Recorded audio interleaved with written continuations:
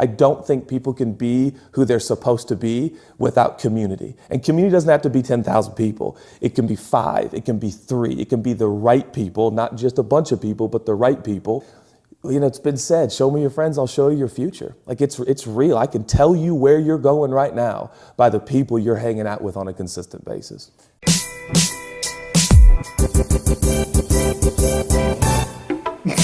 I'm tired, man. It's super raw. It's real. It's so real.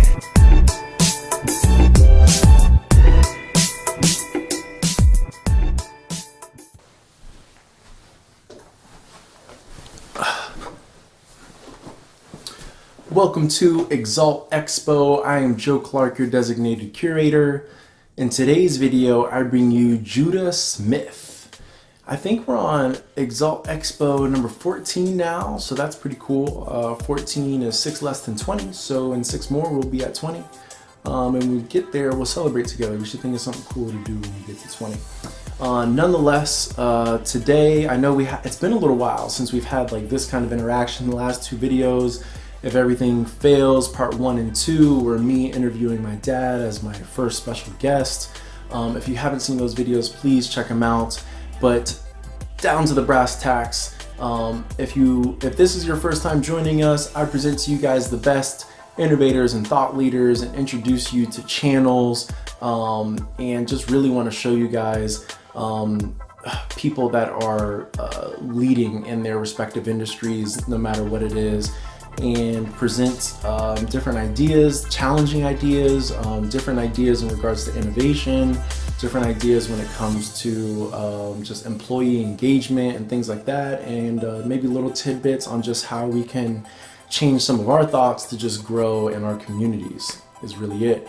So I curate content just for you, so that way you guys can know maybe which videos to go watch more frequently or which channels. You don't have to just stay here with Exalt, but really use Exalt as a springboard to go check out some pretty cool speakers and pretty cool channels. So outside of that, I'll get down to today's video. Like I said, I'm introducing you guys to Judah Smith, who is actually a pastor. His industry that he's involved in is pastoralship. I'm not sure exactly what the term is, but he runs a megachurch out on the West Coast and is actually the team chaplain for the Seattle Seahawks, and is got a plethora of other accomplishments and things like that, but really a fantastic speaker. And I really encourage you guys to go watch this whole video. I mean, it is top 2-3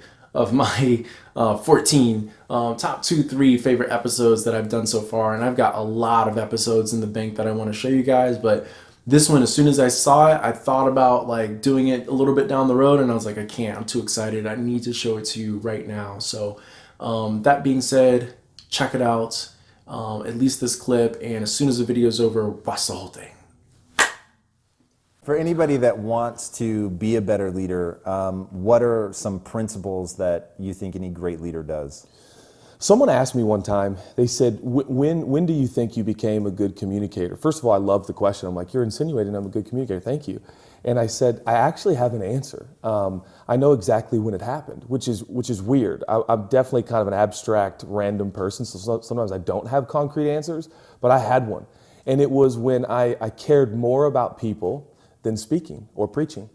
And when I walked through that threshold and fell in love with people who trusted me to lead them or add value to them, I got lost. And all of a sudden, the gift that I had been working on for so long was free to be what it truly is. And Coach embodies, he really kind of he's not thinking, I'm going to lead today, I'm going to be a leader today. I think he's thinking, I'm going to love these guys, I'm going to encourage these guys, I'm going to build them up. And so I think intentionality is so imperative. But as you develop your gift and your ability and it grows, boy, if you'll fall in love with the people that give you the privilege and honor to guide them and lead them, it never ceases to amaze me, Tom. I'll be in a green room looking out kind of the back of one of our buildings, and I see, single moms in the rain in Seattle trying to find a parking spot to come to church or come hear me speak. And it's like, whoa, I really got to got to love this individual today to ensure that the effort they took to get there pays off. So coaches, he really cares about people first. How do you continue to push that forward and make the church bigger and more successful and marry that softer side? Like where does the drive and just like execution path come in? The word accountability comes to mind, and I'm really on this journey right now discovering what true accountability is, and that it's, first of all, it's steeped in ancient scripture and this idea of real relationship. I don't know if there is such a thing apart from accountability. I am prone to, because love is like my mantra, because of what I believe, and I'm passionate about adding love and care and concern and value to people that way, that sometimes I cannot keep people accountable. And so, like, I read The Advantage by Lencioni, and he talked about one of the last cowardice act of a leader is firing someone sometimes that you were never willing to keep accountable. And kind of in my line of work, so to speak, we just kind of love, hug, and hey, if you don't come to work today, if you don't deliver, if you don't produce, if you aren't good at your job, it's okay. God loves you. I love you. And that's sloppy. It's not authentic. It's not genuine. And so what I have learned from Russell, QB1, or Coach, is that keeping each other accountable actually breeds intimacy. It breeds camaraderie, and it's a beautiful thing. So I guess the only answer I could give right now is I'm really leaning into, what does accountability look like? I don't think I'm good at it, and I want to be good at it. I love to love people, but part of loving people is saying, hey, you need to follow through. And I think that's where, coach will love all the players, but oh my God. I mean, if they don't deliver, if they don't make the catch, if they don't run the route, if they don't make the block, he's the first guy in their face to say, you are letting, as he says, the team down and the family down. Pull your weight. And I think there's a beauty to that actually breeds security, because you're like, dad or the coach is going to tell me the truth if I need to shore some things up. How can, if somebody is, rather than the coach, they're the player, how can they embrace accountability? What are things that you do? You said that you want to be more accountable. What are things you do in your life to actually work towards that? Not avoid conflict, which is part of not only what this book speaks to, but what I've experienced. Avoiding conflict minimizes the depth of relationship that you can experience, and of course the excellence in which you can experience progress and fulfillment and live your dreams. And so we are conditioned, particularly if I could speak to people in the faith community, we're very conditioned to just like love, it's all good, and it gets very greasy and it's not authentic. So I think you actually address, hey, there needs to be some conflict here, and this is good. So this literally happened yesterday in one of our executive meetings, is two individuals in the meeting. I was like, hey, you're not saying anything. You just shut down. You are clearly, visibly, your body language is, you are frustrated. You guys need to have conflict right now, and it's good. So let's go. And sure enough, this person was like, well, I feel like intimidated. And this person's like, what were you talking about? Well, 6 weeks ago. And I'm like, here we go. And I stopped him for a second. I said, now this is good. This is family. We're going to keep doing this. But before the emotion begins, we've got to set up like, okay, we're going to look for conflict in this relationship, in this business, in this organization, because it's going to be good for us. And it's going to keep us from being robots and show up to work where eventually we despise where we work because nobody's genuine and honest. And we end up talking at the water cooler about the person we should be talking to face to face. So I think really leaning into conflict, and now you're picking up on where we are right now as an organization and where I'm at as a leader, is I've been avoiding conflict. And now I'm like making guys get into it and gals get into it in a really healthy way, in a safe environment. So as I'm sure you can easily obtain from this short clip, I know not so short clip, it's like 4 or 5, 6 minutes, one of my longer ones. But so I'll keep what I'm saying short here, but I really loved what he said about just leadership and conflict.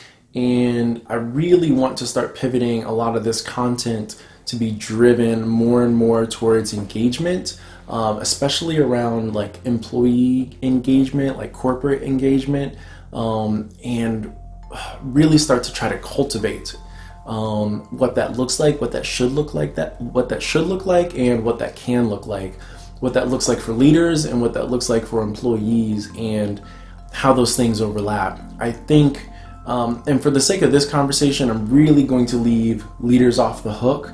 They've got, I'm going to pick on them plenty in future videos. Right now, I want to pick on what I'll call us as employees. I think conflict is so important and it gets so misunderstood. And I think oftentimes we kind of feel like we're just nagging, which maybe sometimes we are, or we're just complaining, which maybe sometimes we are, or just doing something that is below the line, which sometimes we are. But in a very, very practical sense, I think for us to step out, even if we don't feel the safety and security, to be able to make some healthy conflict, not just being like, hey, Susie, you took my parking spot in the parking garage, and I normally get here at 6:15, but not that kind of conflict, but like the kind of conflict where you say, hey boss, this is what I'm dealing with, this is what I'm struggling with, I'm kind of thinking about leaving the company. It's not necessarily a matter of more money, but I really don't feel like my work matters here. I really don't feel like I don't understand what I'm doing or how what I'm doing impacts the overall company, and I'm kind of disengaged in my work. I know that I shouldn't be, but I'm kind of just like watching ESPN a little bit too much, or just going through Twitter, and I can kind of do this job with my eyes closed now. And I think, if I understood a little bit more about how what I do day to day impacts like our overall like growth or department goals or organizational goals, and maybe I was able to get a little bit more responsibility, or if I had a little bit more access into some insights in regards to that, I think that might help me, because I really want to be good at my job. I want to do good at my job, but right now I'm just struggling. Like, that's conflict, right? And that requires humility to be able to say that, to be able to step up, or to say to another employee, like, hey, I feel like there's like something going on. Like, I don't know if it's just me, I could just be overthinking this. But I feel like, I don't know if I upset you, but I really want to, clear things up here, because I think that we can do a lot of great work together. I think that, our team will be better off if we're really clicking, because you're such a leader and people really look up to you. And I don't want people to feel like, where you're at right now is not like a super happy place. So, hey, anything that I can do, if you're stressed out, if you're overwhelmed, or if you feel like, you need me to support you in your role or anything like that, just like let me know. Like, stuff like that is healthy conflict, right? To be able to present yourself in a humble way, in a meek way, and say like, hey, this is where I'm at, and this is the obstacle that's in front of us, and I'm trying to be proactive. I'm trying to be positive about the situation. I'm trying to be in an assistance to the situation, to resolving it, and not in a hindrance or anything like that, will take you like miles and miles and miles. So I'm not gonna beat a dead horse here with this topic. Judah Smith said it much better than I could. Thank you for watching. Remember, be intentional with your attention, and if you haven't subscribed already, please subscribe. I thank you guys for sticking in here with me, and check out some of our other Exalt playlists, where I just curate content, either whether it be music or just other stuff that I think that you guys will get a lot of value out of, or you want to just find some other channels and are looking for some fresh content to watch because you've been watching the same episodes for too long. That's not Exalt though. I know, because we're only 14 episodes in, you haven't gotten too much of me and Exalt yet, so stay tuned. And if you guys at the very least want to jump in to the comments, feel free to drop a comment.